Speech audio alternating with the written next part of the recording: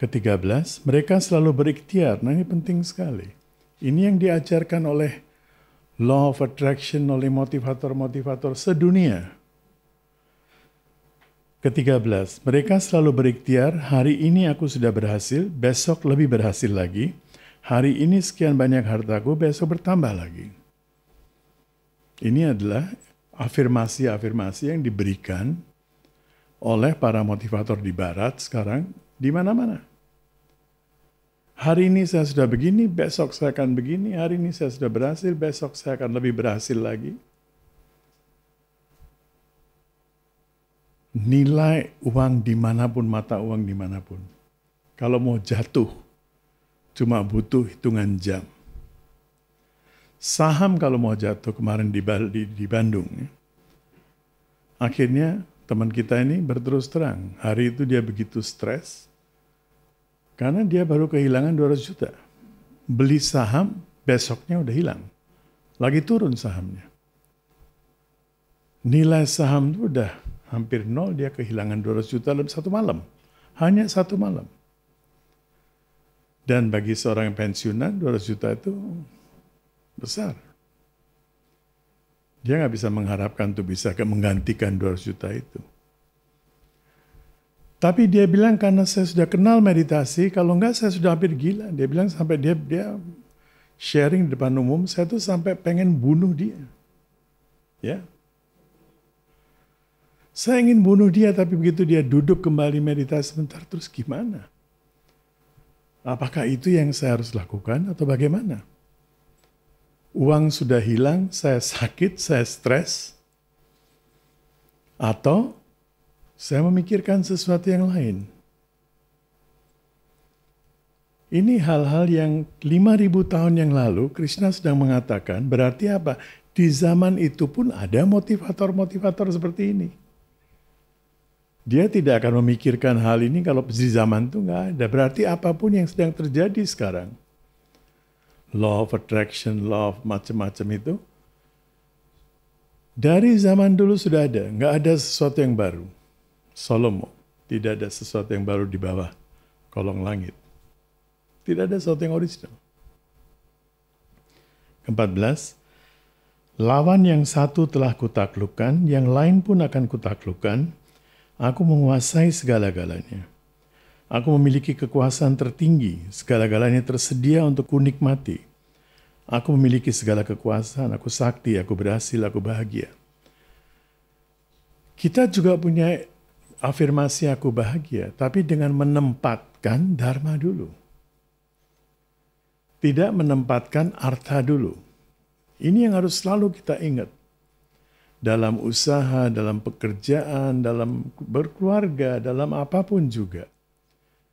Kita harus selalu mengingat bahwa dasar landasan kita ini harus dharma. Hal yang sama kita juga bilang, aku tenang, aku bahagia. Tapi aku bahagia bukan karena aku punya uang. Kalau law of attraction, iya aku bahagia karena hari ini aku sudah mendapatkan $500,000, besok saya akan mendapatkan 5 juta. Krishna tidak mengatakan jangan cari uang. Dia sedang menyuruh Arjuna untuk mengangkat senjata dan meraih kerajaan. Itu kan uang. Itu kan kekuasaan. Krishna tidak mengatakan kepada Arjuna, uang itu tidak penting, kekuasaan tidak penting. Tidak, semuanya penting. Tapi landasannya yang lebih penting. Kalau landasannya bukan dharma, maka semuanya akan jatuh seperti kita membangun rumah tanpa satu fondasi yang kuat. 15 dan 16, aku kaya, aku berasal dari keluarga besar. Siapa yang dapat menandingi diriku? Aku rajin sembahyang dan berderma. Aku selalu senang. Terbutakan oleh ketololan diri. Terbawa oleh delusi. Teradiksi oleh kenikmatan indrawi. Pikiran serta perasaan mereka tidak stabil, berkabut.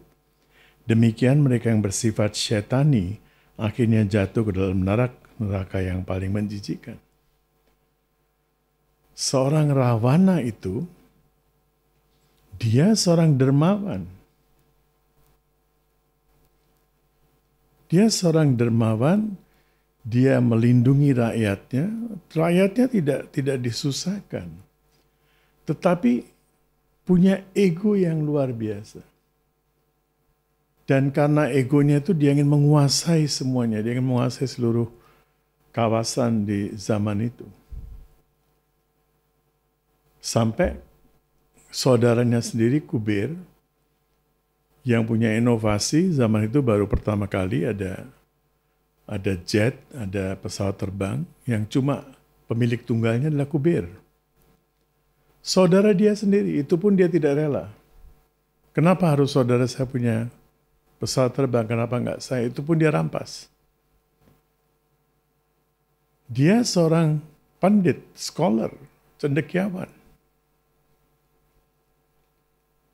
Saya pernah bercerita waktu itu di Bali kalau nggak salah ya. Ketika Rama mau melawan Ravana, dia melakukan pemujaan terhadap Shiva, lingga. Dia tanya-tanya kira-kira pendetanya siapa yang akan mengantar pemujaan ini siapa. Maka dia mendapatkan masukan bahwa satu-satunya pendeta yang betul-betul baktanya Shiva adalah Rawana. Bagaimana mengundang dia? Mengundang dia untuk melakukan pemujaan supaya Rama bisa menang.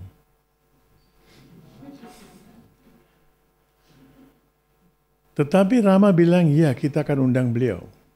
Kita undang beliau kalau beliau bisa datang. Ketika Rawana mendapatkan undangan, dia tidak berpikir dua kali. Dia mengatakan, saya akan hadir. Dan ketika dia sudah naik pesawat, dia tanpa senjata, pakai baju putih. Mau naik pesawat, dia baru terpikir, ini pemujaan yang akan dilakukan oleh Rama ini tidak akan komplit kalau istrinya tidak ada. Karena untuk pemujaan tertentu, istri harus hadir. Dia turun dari pesawat, dia jemput Sita dari tahanannya. Cerita ini sering terlupakan oleh banyak orang karena mereka begitu benci terhadap Ravana. Dia jemput Sita, dia datang ke sana, pesawat landing, dia turun dengan baju putih tanpa senjata, dan Sita bersama dia. Dia bilang, Rama, saya tahu bahwa sembahyang ini tidak akan komplit kalau nggak ada Sita yang duduk bersama kamu. Pasukan para orang-orang hutan ini, Wanar ini, semuanya bahagia. Dia bilang sekarang tinggal tangkap dia, bunuh dia, udah Sita di sini, kita nggak usah kemana-mana. Rama bilang tidak, itu bukan Maryada, itu bukan Samskriti, itu bukan budaya. Coba dia mengikuti budayanya sebagai pendeta. Saya undang, dia tahu. Saya mengundang untuk keperluan apa, kepentingan apa, dia datang tanpa senjata. Bahkan dia membawa Sita. Rama bahkan tidak bicara dengan Sita, duduk bersama, melakukan persembahyangan, pulang. This is Rawana. Sesuatu yang luar biasa, nggak pernah terpikirkan bahwa seorang Rawana bisa begitu.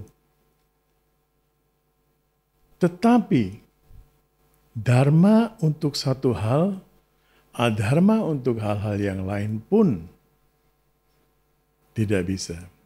Kalau landasannya dharma, untuk segala hal harus dharma. Nggak bisa pilih-pilih, untuk ini landasannya biar dharma deh. Kalau saya ke ashram, landasannya dharma. Kalau saya kerja, landasannya boleh adharma. Seluruh landasan kita harus dharma. Ke-17, Termabukkan oleh harta kekayaan, mereka selalu menganggap diri mereka saja yang benar, keras kepala dan munafik. Ritus-ritus kepercayaan yang mereka lakukan pun demi kepentingan diri dan ketenaran saja, tanpa mengindahkan kemuliaan, niat, dan nilai-nilai kesucian. Ini yang umumnya terjadi juga. Kita sembahyang, kita bikin acara besar-besaran, supaya dikenal, supaya orang bisa melihat. Banyak sekali orang-orang kerja di kota, dari tingkat pembantu sampai tingkat manajer apa. Ketika dia punya uang sedikit, dia akan berusaha untuk pulang ke desanya untuk memamerkan uangnya. Entah dengan beli TV yang besar, entah dengan beli motor yang baru. Apapun dia ingin memamerkan karena dia ingin diapresiasi oleh orang-orang sekitarnya. Wah, ini orang yang berhasil.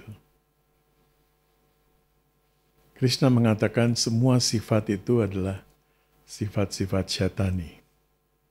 Berarti saya tidak percaya diri. Saya harus menunjukkan keberhasilan saya. Orang harus mengakui keberhasilan saya, baru saya merasa senang.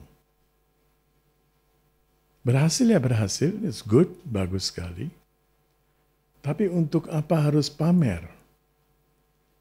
Dan karena sifat syatani ini, coba lihat di mall-mall kita di mana-mana, yang bisa bertahan di mall-mall besar ya, yang bisa bertahan selama 2 tahun, 3 tahun, 4 tahun, tokonya masih ada, adalah brand-brand besar. Belum tentu sepanjang hari itu dia jual satu produk loh. Belum tentu. Bayarnya berapa? Ada merek saya lupa namanya. Dia khusus jual jeans yang robek-robek itu ya. Di India dia baru bikin mall, showroom yang terbesar di seluruh India. Nggak tahu berapa ribu square meter showroom. Paling lengkap katanya. Di seluruh dunia paling lengkap dia. Untuk brand itu. Pergi di sana, saya baru dengar ada yang bercerita, tidak ada barang yang harganya kurang dari uang kita kurang lebih 250-300 juta. Tidak ada barang yang kurang dari itu. Mau beli tas kecil 200 juta, mau beli jeans sobek 200 juta. Bahannya dari mana? Bahan jin itu dari mana bikinnya? Dibikin di mana? Di Cina. Pergi ke outlet di Bandung, juga dari Cina bahannya. Mau sobek, bisa sobek sendiri.